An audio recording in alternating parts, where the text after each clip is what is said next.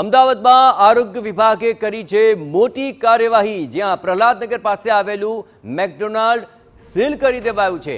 વેજીટેરિયનની જગ્યાએ નોનવેજ બનાવતા હોવાનો આક્ષેપ લગાવવામાં આવ્યો છે। સ્વચ્છતાનું ધોરણ પણ ન જળવાયું અને તેને કારણે આરોગ્ય વિભાગે આ કાર્યવાહી કરી છે। આપણે જણાવીએ કે પ્રહલાદનગર પાસે આ મેકડોનાલ્ડ્સ આવેલું છે અને ત્યાં આખરે વેજને બદલે નોનવેજ પીરસાતું હોવાની વિગતો મળી હતી અને તેને લઈને આરોગ્ય વિભાગે કાર્યવાહી કરી।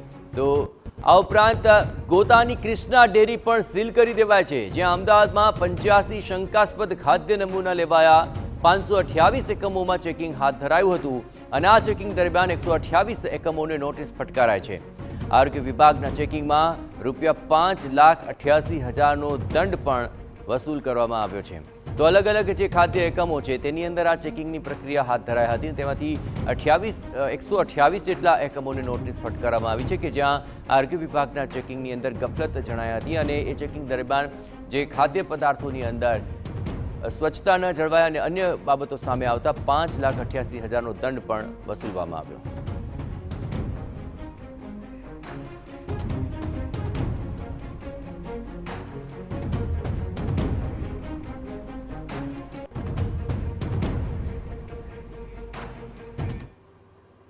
તો ખાદ્ય એકમો સામે કરાઈ રહેલી આ કાર્યવાહીને લઈને વધુ વિગતે વાત કરવા માટે જોડાઈ રહ્યા છે TV9 સંવાદદાતા મિહિર સોની। મિહિર, આ ખાદ્ય પદાર્થોની અંદર જે ગફલતો સામે આવી છે, આરોગ્ય વિભાગની આ કાર્યવાહી કયા કયા એકમો પર થઈ અને કયા એવા એકમો છે કે જ્યાં ધારાધોરણો પ્રમાણે આ ગફલતો જોવા મળી છે, તેને લઈને અત્યારે શું કાર્યવાહી આપ જોઈ રહ્યા છો, મિહિર?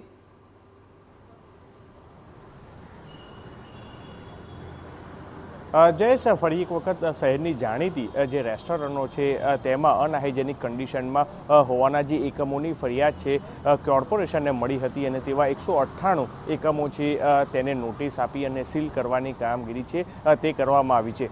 ત્યારે અમદાવાદના પ્રહલાદનગર પાસે આવેલું જે મેકડોનલ્ડ્સ છે તેમાં પણ વેજ ખોરાકના બદલે જે નોનવેજવાળો ખોરાક છે તે ભેગો હોવાનું અને અનહાઇજેનિક કન્ડિશનમાં હોવાથી તેને પણ સીલ છે તે કરી દેવામાં આવ્યું છે।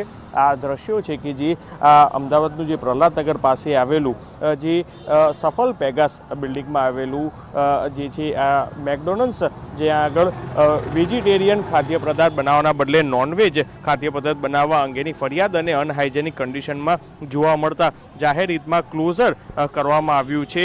ત્યારે આ જ રીતનું ગોતામાં પણ અવડા વોટર ટેન્કર પાસે all Shri Krishna dairy unhygienic કન્ડિશનમાં જોવા મળી હતી, જેને પણ સીલ છે તે કરવામાં આવ્યું છે। આ જ રીતના Shri Ambeshwar provisional stall Sajanand complex પાસે વેજલપુરમાં અનહાઇજેનિક કન્ડિશનમાં જોવા મળતા તેને સીલ કરવામાં આવ્યું છે। EMC ફૂડ વિભાગ દ્વારા દૂધ અને દૂધની બનાવટોના 8, નમકીનના 15, મસાલાના 18, મીઠાઈ બનાવવાના 6 એકમ, બેસન મેદોના એકમોના 8, ખાદ્ય તેલના 1 અને બેકરી પ્રોડક્ટ 7 તથા અન્ય 22 સહિત 85 સેમ્પલ લઈ અને જે ચકાસણી અને લેબોરેટરીમાં મોકલવામાં આવ્યા છે। જોકે 6 જુલાઈથી 12 જુલાઈના રોજ 528 એકમોનું કોર્પોરેશન દ્વારા ચેકિંગ છે તે કરવામાં આવ્યું હતું અને જેમાં 198 એકમોને નોટિસ અપાઈ હતી। ત્યારે 294 કિલો અને 261 લીટર બિન આરોગ્યપ્રદ ખાદ્ય ચીજ વસ્તુઓનો નાશ છે તે કરવામાં આવ્યો હતો। ત્યારે આ સપ્તાહમાં દરમિયાન 61,500